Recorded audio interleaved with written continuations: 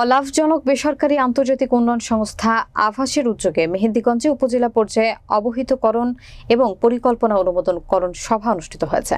বিস্তারিত দেখুন মেহেন্দিগঞ্জ থেকে ইউসুফ আলী সৈকতের প্রতিবেদনে। বুধবার সকাল 11টায় উপজেলা অডিটোরিয়ামে অনুষ্ঠিত সভায় আভাস এর আয়োজনে হ্যান্ডিক্যাপ ইন্টারন্যাশনালের সহায়তায় সংস্থাটির বরিশাল জেলার senior technical officer Mohammad Alamgir হোসেনের সভাপতিত্বে প্রধান অতিথি হিসেবে উপস্থিত ছিলেন মেহেন্দিগঞ্জ উপজেলা নির্বাহী কর্মকর্তা এস.এম. মশিউর রহমান। বিশেষ অতিথি হিসেবে উপস্থিত ছিলেন মেহেন্দিগঞ্জ উপজেলা কৃষি সম্প্রসারণ অধিদপ্তর কর্মকর্তা চন্দ্রশেখর বসু, মহিলা বিষয়ক কর্মকর্তা খন্দকার শরীফ আক্তার, উপজেলা কোঅর্ডিনেটর জি.এম. মাহমুদ সোয়েব, মেহেন্দিগঞ্জ প্রেস ক্লাব এবং রিপোর্টার্স ইউনিটের সভাপতি ও সম্পাদক সহ উপজেলা বিভিন্ন দপ্তরের কর্মকর্তা, সদস্য ও সদস্যবৃন্দ।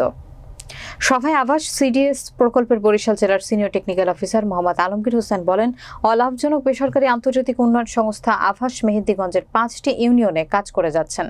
দুর্যোগ ঝুঁকি হ্রাসে প্রতিবন্ধী ব্যক্তিদের সহায়ক পরিবেশ তৈরি, সংশ্লিষ্ট ওয়ার্ডের দুর্যোগ প্রাককালীন পূর্ব প্রস্তুতি গ্রহণের অংশ হিসেবে যে সকল স্থাপনা, প্রতিষ্ঠান, উপকরণ, যানবাহন এবং ব্যক্তি আপৎকালীন বিষয় এবং ইউনিয়ন দুর্যোগ ব্যবস্থাপনা কমিটি যে পরিকল্পনা করে সেটা ভ্যালিডেট করার বিষয়ে আলোকপাত করেন।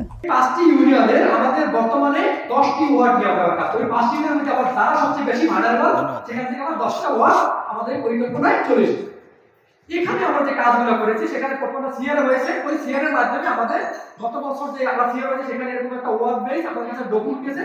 ওই ডকুমেন্টের মধ্যে মূলত যে কাজগুলো হইতে দরকার, মানে এই যে আমাদের যে 5টা শ্রেণীর যে মানুষ যায়, যেহেতু ওরা স্থানীয় স্বেচ্ছাসেবক, তারা যাতে আমরা চলে গেল, তারা এই যে বেনিফিশিয়ারি তাদের সমস্যার সাথে তারা ওই প্রশিক্ষণ পাওয়ার পরে তারা যাতে সেই কাজ যাতে ভালোভাবে তারা রাখতে পারে।